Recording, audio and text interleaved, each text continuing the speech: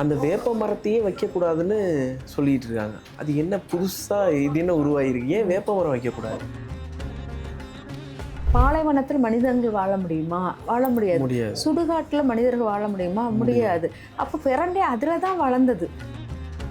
பொதுவாக பார்த்தீங்கன்னா எல்லா செடிகளும் நமக்கு நன்மை தரக்கூடிய செடிகள் தான். சில விஷயங்கள் அந்த செடியிலேருந்து நன்மையை மட்டும் தான் எடுக்கணும். உடனே அந்த செடியை வந்து வீட்டில் நட்டு வச்சு நான் இது பண்ணிடுவேன் அப்படிங்கிறது இருக்கக்கூடாது. செவ்வரளி செடி பார்த்திங்கன்னா பக்கத்தில் நம்ம யார் வச்சாலும் அக்கம் பக்கம் வீட்டுகளோட சண்டை ஏற்படும். அதே மாதிரி எலுமிச்சம்பழம் செடியும் வளர்க்கக்கூடாதுன்னு சொல்லுவாங்க. ஆமாம், ஏன்னா ஏதாச்சும் ஒரு வீடு கட்டுறோம், ஏதாச்சும் அந்த இடத்துல ஏதாச்சும் பண்ணுறோன்னா மற்ற செடிகளை கட் பண்ணும்போது கூட அவ்வளோ தோஷம் வராது. தென்னை மரத்தை கட் பண்ணும்போது உங்கள் பிள்ளைய இது பண்ணுவோம், தென்னை பிள்ளையை இது பண்ணுற மாதிரி இருக்கும். வீட்டுக்கு முன்னால் ஏன் வளர்க்கக்கூடாது அப்படின்னா, வாழை மரம் வந்து கொலை காய்க்கும் போது, அந்த கொலை தள்ளும்போது அது வந்து ஒரு மாதிரி பூக்குரல் அழுக்குரல் வரும். மின் பக்கத்தில் நிறைய பேர் வந்து வீட்டுக்கு வந்து போய்கிட்டு இருப்பாங்க. அவங்களுடைய எண்ணெய் அதிர்வுகள் துளசியால் தாங்க முடியாது. அதனால துளசியை வந்து பின்பக்கம் வச்சுருப்போம். அந்த காலையில் எந்திக்கும் போது என்னென்னா, முதல்ல நம்ம மூதேவி தன்மையை வெளியில் விளக்கணுன்னா நேராக போய் பின்வாசலை வந்து திறந்து விட்டுட்டோன்னா நம்மளுடைய மூதேவி ஃபுல்லாக பின்பக்கமாக போயிடுவாள். சில பேர் தன்னை வந்து அதிகமாக தன்னை தாழ்த்தி குடும்பத்துக்காக இறங்கி போவாங்க. அந்த மாதிரி இடத்துல செம்பருத்தி செடி அவ்வளோ முக்கியமானதாக இருக்கும். பொதுவாக வெத்தலை இருக்கிற இடத்தில் நம்மளுக்கு நிறைய மருத்துவ செலவுகள் அதிகமாகிட்டே இருக்கும். உங்களுக்கு நோய்கள் வந்துச்சுன்னா அந்த நோய்களை தடுக்க கூட உங்களுக்கு தெரியாது. அதனால அந்த வெத்தலை செடிகளை வந்து வளர்க்கக்கூடாது.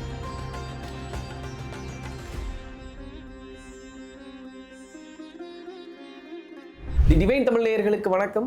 நான் விஜய் அரிகரசுதன். இன்றைக்கி நம்ம கூட இருக்கிறது யாருன்னு பார்த்தீங்கன்னா, நாடி ஜோதிடர் ஜெயந்தி ரவி அவர்கள் தான் இருக்காங்க. மேடம் வணக்கம். வணக்கம் மேடம், இப்போ பொதுவாகவே வீடுகளில் வந்து ஆலமரமாக இருக்கட்டும், அரச மரமாக இருக்கட்டும், இந்த மாதிரியான மரங்கள் வைக்க மாட்டாங்க. தென்னை வைப்பாங்க, வாழை வைப்பாங்க. ஆனால் முன்னாடியெல்லாம் எல்லார் வீட்லேயும் வேப்ப மரம் இருந்துச்சு. இப்போ அந்த வேப்ப மரத்தையே வைக்கக்கூடாதுன்னு சொல்லிட்டு இருக்காங்க. அது என்ன புதுசாக இது என்ன உருவாகிருக்கு? ஏன் வேப்ப மரம் வைக்கக்கூடாது? வேப்ப மரம் கண்டிப்பாக இருக்கணும். வீடுகளில் எல்லா வீடுகளும் பார்த்திங்கன்னா, எல்லா மரத்தை விட வேப்ப மரத்தில் வந்து நிறைய பறவைகள் வந்து நல்லா உட்கார மட்டும் இல்லாமல் அந்த வேப்ப மரத்தில் நிறைய ஆன்டிபயோட்டிக் வந்து நம்மளுக்கு எதிர்ப்பு சக்தியை கொடுக்கக்கூடியது. நோய்கள் வராது. வேப்ப மரம் இருக்கிற வீட்டில் நோய்களின் அளவு குறையவாக இருக்கும். நல்லா பார்த்திங்கன்னா, அந்த காலத்தில் கிராமத்தில் நிறைய வேப்ப மரம் இருந்தது. நிறைய வேப்ப மரம் இருக்கிற அந்த கிராமங்களில் நோய்கள் எதுவுமே, தொற்று நோய்கள் எதுவுமே அவ்வளோ சீக்கிரம் உள்ளுக்கு வராது. அப்போங்கும்போது அந்த வேப்ப மரம் குறைவாக இருக்கிற இடத்துல வந்து கண்டிப்பாக தொற்று நோய் வரும். இப்போது நம்ம சிட்டி லைஃப்பில் பார்த்திங்கன்னா நிறைய வேப்ப மரங்களை இழந்துக்கிட்டு இருக்கோம். அதனால தான் நம்மளுக்கு தொற்றுகள் பரவல் அதிகமாக இருக்குது. ஏன்னா மூச்சு காற்று மூலமாக பரவுகிற அந்த தொற்று வந்து இந்த வேப்ப மரம் வந்து அவ்வளோத்தையும் அந்த கிருமிகளை ஃபுல்லாக கொண்டு வரும். அந்த காற்றில் பரவக்கூடிய கிருமிகளை அதோடைய ஆன்டிபயோட்டிக் உள்ள விஷயங்களால் அது வந்து அவ்வளோ நோய் தொற்றை வந்து அழிக்கக்கூடிய தன்மை அதோடைய சுவாசத்திலேயே அதோடைய காற்று தன்மையிலே இருக்குது. அப்படி இருக்கும்போது அது வந்து நம்ம வீட்டுக்கிட்ட இருக்கிறது ஒரு சக்தி, நம்மளுக்கு ஒரு எனர்ஜி கொடுக்கறது. எந்த வீட்டில் வேப்பமரம் இருக்குதோ அந்த வீட்டு மக்கள் வந்து ரொம்ப எனர்ஜெட்டிக்காக இருப்பாங்க. ரொம்ப ஹெல்த் வைஸும் சரி, ரொம்ப போல்டாக இருப்பாங்க. அதனால் இந்த வேப்பமரம் வந்து ரொம்ப ரொம்ப அவசியமானது. அதனால் வேப்பமரம் இருக்கிற வீடு வந்து ரொம்ப ஆரோக்கியத்திறன் மேம்பட்ட வீடாக இருக்கும் அப்படிங்கிறத எடுத்துக்கலாம். இப்போ ஏன் இவங்கெல்லாம் வைக்கக்கூடாதுன்னு சொல்கிறாங்க? ஒரு தரப்பு இப்போ வேப்பமரம் வீட்டில் வைக்கக்கூடாதுன்னு சொல்கிறதுக்கான காரணம் இது வந்து இப்போ ஒரு பெரிய பெரிய ட்ரெண்ட் என்னென்னா, எதெல்லாம் வைக்கணுமோ அதெல்லாம் வைக்கணும்னு சொல்ல மாட்டேங்காங்க. எதெல்லாம் வைக்கக்கூடாதோ அதான். அதாவது பிரண்டைய வை, அதுக்கு பிறகு இந்த இது வெற்றிலையை வை அப்படி சொல்லிட்டு இதெல்லாம் வச்சதே கிடையாது. நம்மளோட கல்ச்சரில் கிடையாது. நம்ம கல்ச்சருங்கிறது அதாவது சூடான ஏரியாவில் வர்றது பிரண்டை. அந்த செடியை வந்து அது வந்து ரொம்ப ஹீட்டு உள்ள இடத்துல தான் அது வளரும். அதை வந்து நம்ம வீட்டில் வச்சோன்னா அது என்ன ரொம்ப ஹீட்டுன்னா சுடுகாடு தன்மையாக இருக்கிற மாதிரி இருக்கும். இப்போ பாலைவனத்தில் மனிதர்கள் வாழ முடியுமா? வாழ முடியாது. சுடுகாட்டில் மனிதர்கள் வாழ முடியுமா? முடியாது. அப்போ பிரண்டை அதில் தான் வளர்ந்தது. நம்மளுக்கு பொதுவாக பார்த்திங்கன்னா எல்லா செடிகளும் நமக்கு நன்மை தரக்கூடிய செடிகள் தான். செடி மரங்கள் எல்லாமே நமக்கு நன்மை. ஒவ்வொரு செடியிலும் ஒவ்வொரு மருத்துவ குணங்கள் உண்டு. எல்லா செடியும் நம்ம வீட்டில் வந்து ஏற்றுக்க முடியுமானா ஏற்றுக்க முடியாது. ஏன்னா இப்போ எல்லா மனிதருக்கும் ஒவ்வொரு குணநலங்கள் இருக்கும். சில மனிதர்களுடைய குணநலங்கள் நம்மளால் ஒத்து போகாது. அதனால் நம்மளுக்கு அந்த வைபே ஒத்து வரல அப்படிம்போம். அதே போல் தான் சில செடிகள் நம்மளுக்கு ஒத்து போகாத தன்மையில் இருக்கும். அதை வந்து நம்ம வெளியில் தான் வச்சு வளர்க்கணும். சில சீதோஷ நிலையில் தான் வச்சு வளர்க்கணும்னா அங்கே தான் வளர்க்கணும். தொட்டாச்சு நீங்கள் வந்து வீட்டில் வந்து செடியாக நட்டு வளர்க்குறாங்க இல்லையா, நட்டு வளர்க்கும்போது அது நீண்டு கொடி மாதிரி பலரும். அதே இது அந்த தொட்டாச்சு நீங்கள் ஆட்டோமேட்டிக்காக நீங்கள் தரையில் ஒரு காட்டு செடி மாதிரி பார்த்தீங்கன்னா அது படர்ந்து தரையில் படர்ந்து ஒரு பூக்கள் அழகான ஒரு பிங்க் பூக்களோட அழகாக பிறக்கும். அப்போது அந்த செடி வீட்டில் இருக்கிறதுக்கும் இதுக்கும் நம்மளுக்கு வித்தியாசம் தெரியுது இல்லையா. அதனால் சில செடிகள் வீட்டில் வளர்க்கறதுக்கு உகந்ததாக இருக்கும், சில செடிகள் வீட்டில் வளர்க்கக்கூடாது அப்படிங்கிறது இருக்குது. ஆனால் வீட்டில் வளர்க்கக்கூடாத செடிகளை வந்து நம்ம வந்து கட்டாயப்படுத்தி வளர்க்கக்கூடாது. ஆனால் இப்போ உள்ளவங்க வந்து அது கட்டாயப்படுத்துகிறாங்க. பரண்டைய உடலுக்கு நல்லது, நம்ம ஈஸியாக பறிச்சுக்கலாம். நம்ம போகிற வழியில் கிள்ளி எடுத்துகிட்டு ஒரு 2 பரண்டையை வாங்கி சமைக்கிறது வேறு. அதை வீட்டுக்குள் வைத்து நம்ம சமைக்கும்போது நம்மளுக்கு நிறைய நெகட்டிவ்ஸ்கள் உருவாகுது அப்படிங்கிறத சொல்லலாம். நீங்கள் பெரண்டை சொல்கிறீங்க மேடம், வேறு என்னென்ன செடிகள்லாம் வீட்டில் வளர்க்கக்கூடாது? ஏன்னா ஒரு விஷயம் ஈஸியாக இருக்குது அப்படிங்கிறதுக்காக அதை நம்ம வீட்டில் எடுத்துகிட்டு வந்து வச்சுக்கக்கூடாதுங்கிறீங்க. உதாரணத்துக்கு பெரண்டை சொன்னீங்க. என்னென்ன செடிகள் வீட்டில் இருந்தால் நமக்கு உடலுக்கும் சரி பொருளாதாரத்துக்கும் சரி ஆபத்தில் வந்து விட? அதாவது பிரண்டே வீட்டில் வளர்க்கக்கூடாது. இன்னொன்று வெள்ளை இருக்கஞ்செடி நல்லது அப்படிங்கிற ஒரு இது உண்டு. அந்த எருக்கஞ்செடி வந்து ஃபுல்லாக சுடுகாட்டில் வளர்றது. ஆமாம், அதை வந்து வீட்டில் வச்சு வளர்க்குறதும் உண்டு. அது வந்து வீட்டில் வச்சு வளர்த்தாலும் அதுவும் நம்மளுக்கு நெகட்டிவ் அதிர்வுகளை தான் கக்கும். வெள்ளை இருக்கஞ்செடி வந்து பிள்ளையாருக்கு நல்லது. வெள்ளை இருக்க வேறு வடகிழக்கில் போகிற வேற வடக்கு பக்கமாக போகிற வேற பிச்சு சிலைகள் செய்வோம், அதுதான் உண்டு. ஆனால் அது வந்து நம்ம வீட்டில் வச்சு வளர்த்து அது நம்ம பாசிட்டிவாக கொடுக்கும்னா அப்படி கிடையாது. சில விஷயங்கள் அந்த செடியிலேருந்து நன்மையை மட்டும் தான் எடுக்கணும். உடனே அந்த செடியை வந்து வீட்டில் நட்டு வச்சு நான் இது பண்ணிடுவேன் அப்படிங்கிறது இருக்கக்கூடாது. அதே போல் தான் நம்ம வந்து இந்த செவ்வரளி செடி பார்த்திங்கன்னா பக்கத்தில் நம்ம யார் வச்சாலும் அக்கம் பக்கம் வீட்டுகளோட சண்டை ஏற்படும். ஒரு உறவு பாண்டு வந்து நல்லா இருக்காது, சண்டை சச்சரவுகள் அதிகமாக இருக்கும். அது வந்து அந்த நெகட்டிவே தான் அது கக்கிக்கிட்டு இருக்கும். அதனால் அந்த செவ்வரளி செடியை நம்ம வைக்க மாட்டோம் அப்படிங்கிறது ஒன்று இருக்குது. நிறைய முள்செடிகள் வந்து நம்ம வளர்க்கக்கூடாது அப்படின்னு இருக்குது. முட்செடிகள்னால் இப்போ ரோஜா வளர்க்கலாம்னா அது வளர்க்குறது ஒன்றும் இல்லை. ஆனால் இப்போ கத்தாழையில் பூக்காது, ரொம்ப பூக்காது. அந்த முள்செடிகளெலாம் வளர்க்கக்கூடாது அப்படிங்கிறது இருக்குது. அதே போல் எலுமிச்சம்பழம் செடியும் வளர்க்கக்கூடாதுன்னு சொல்லுவாங்க. ஆமாம், ஏன்னா குருவின் காரகத்துவம் நிறைந்த செடி, அதில் முற்கள் இருக்கும். அதனால் அதை வளர்க்காதீங்க. அது வீட்டின் முன்பக்கம் வளர்க்கக்கூடாது, பின்பக்கம் தான் வளர்க்கணுமோ. தென்னை மரத்தை வளர்க்கக்கூடாதும்பாங்க. ஏன்னா தென்னை மரம் தோட்டங்களில் வைத்து வளர்க்கக்கூடிய செடி, வீட்டில் வைக்கக்கூடாது. அந்த காய் வந்து விழுந்தால் நம்ம தலையில் இது ஆகும் அப்படிங்கிற நம்ம இப்போ கட்டியிருக்க வீடு பெரிய தோட்டம் மாதிரிலாம் இருக்காது. இப்போ அந்த வீட்டில் வந்து தென்னை மரம் வந்து வளர்த்தீங்கன்னா தென்னம்பிள்ளை அப்படிங்கிற தென்னை மரத்தை தென்னம்பிள்ளைம்போம். இப்போது நம்ம ஏதாச்சும் ஒரு வீடு கட்டுறோம், ஏதாச்சும் அந்த இடத்துல ஏதாச்சும் பண்ணுறோன்னா மற்ற செடிகளை கட் பண்ணும்போது கூட அவ்வளோ தோஷம் வராது. தென்னை மரத்தை கட் பண்ணும்போது உங்கள் பிள்ளையை இது பண்ணுவோம், தென்னம்பிள்ளையை இது பண்ணுற மாதிரி இருக்கும்.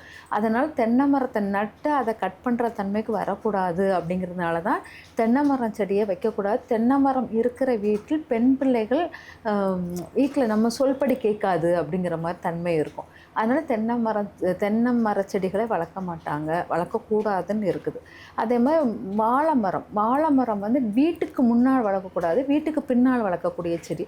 வீட்டுக்கு முன்னால் ஏன் வளர்க்கக்கூடாது அப்படின்னா, வாழை மரம் வந்து கொலை காய்க்கும் போது, அந்த கொலை தள்ளும்போது அது வந்து ஒரு மாதிரி அழுக்குரல் வரும். நம்மளுக்கு அந்த அதிர்வுகள் கேட்காது. அப்போ வீட்டு முன்னால் வந்து ஒப்பாரி வைக்கிற சவுண்டு மாதிரி வந்துக்கிட்டே இருக்கும்.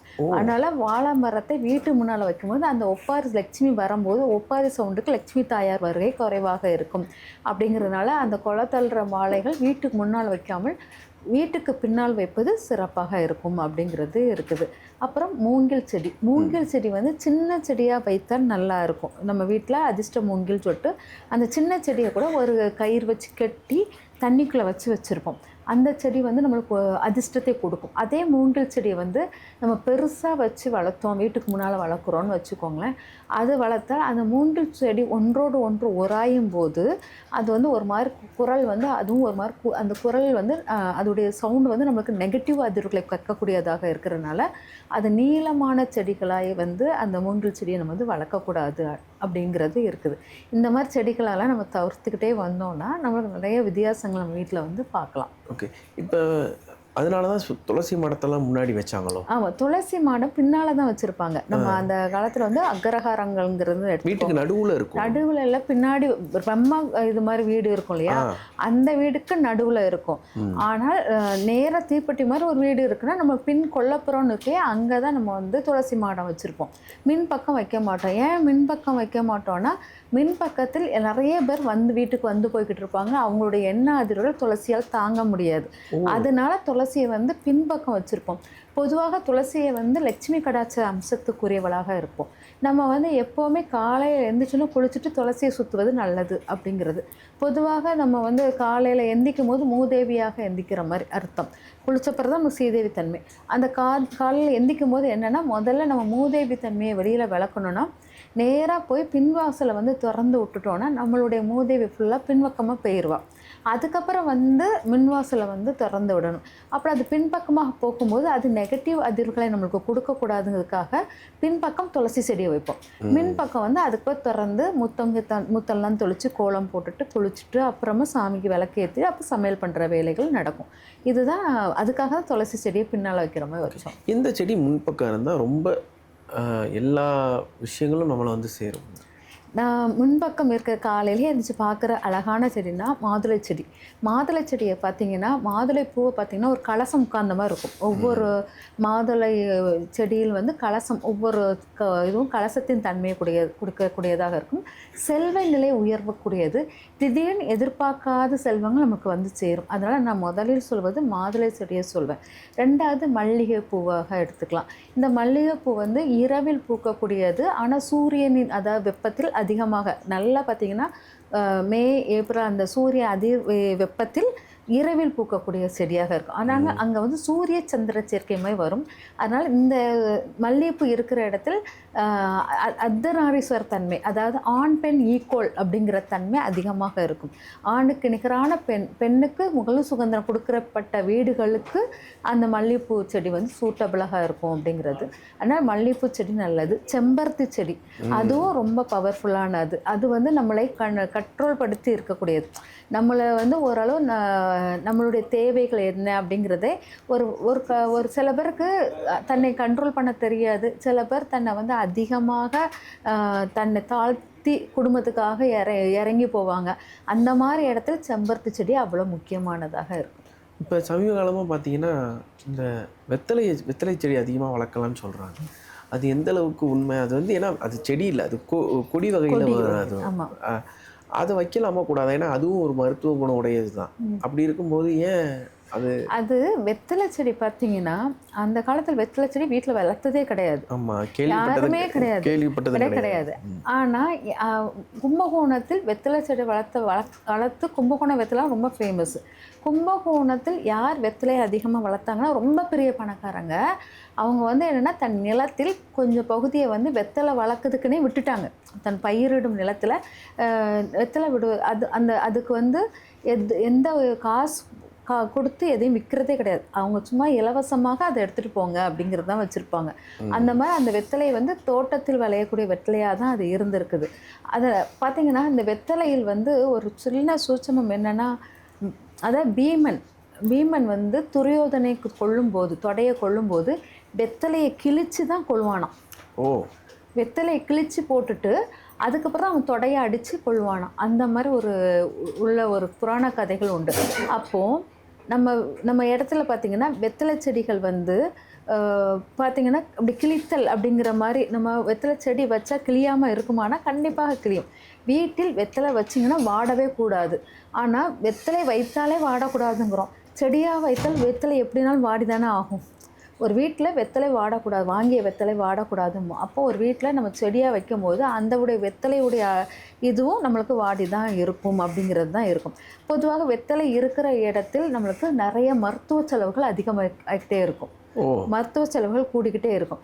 அதனால் நம்ம என்னென்னா, சில பேர் வீட்டில் வந்து சில பேர் சொல்லுவாங்க, நாங்கள் இந்த யூடியூப்பில் பார்த்தோம், நீங்கள் அந்த வீட்டில் நீங்கள் பார்த்துருக்க மாட்டீங்க, அங்கே மருத்துவ செலவு இல்லாட்டா கூட நம்மளுக்கு நோய் வந்துச்சுன்னா நம்ம எதை தானமாக கொடுக்குறோமோ அது நம்மளுக்கு குறைஞ்சிடும். அதனால் நம்மக்கிட்ட மிஞ்சியது தானமாக கொடுக்கணும் அப்படிங்கிறது. நம்ம அளவுக்கு மிஞ்சிய நோய்கள் இருந்தாலும் மற்றவங்களுக்கு மருந்து மாத்திரைகள் தானம் வாங்கி கொடுத்தாலும் நமக்கு நோயின் அளவு குறையும். இப்போது சில வீட்டில் வெத்தலை வச்சுருக்காங்க, அங்கே யாராச்சும் மருத்துவர்கள் இருப்பாங்க.